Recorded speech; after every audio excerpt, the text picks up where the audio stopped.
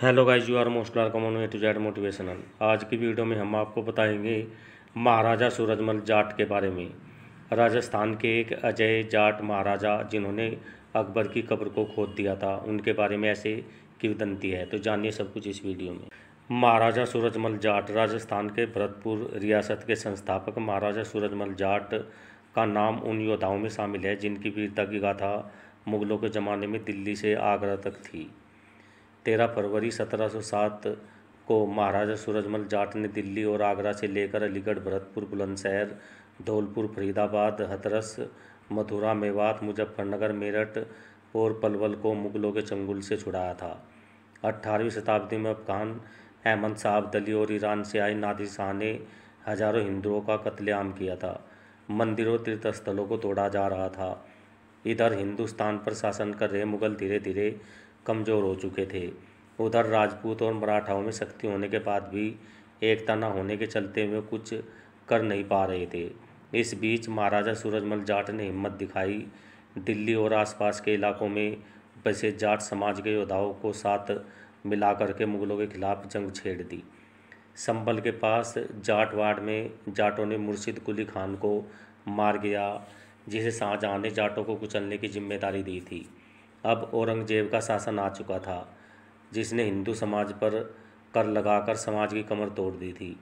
ऐसे में गोकुल सिंह जाट ने हिंदुओं को मुगलों को कर न देने की सलाह दी, जिसके बाद औरंगजेब ने गोकुल जाट को मारने के लिए मुगल सेनापति अब्दुल नबी खान को भेजा, लेकिन वह भी मारा गया।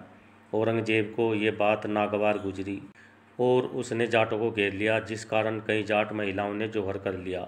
इधर जाट नेता महावीर गोकुल सिंह जाट को मुगलों ने पकड़ लिया और जान बचाने के लिए इस्लाम अपनाने को कहा, और न मानने पर महावीर गोकुल जाट की हत्या कर दी गई। गोकुल जाट के बाद ब्रजराज जाट और उनके भतीजे राजा राम जाट ने संघर्ष जारी रखा, लेकिन मुगलों ने ब्रजराज जाट की हत्या करवा दी, जिसके बाद औरंगजेब ने सफी खान नाम के मुगल योद्धा को जाटों को ख़त्म करने के लिए भेजा।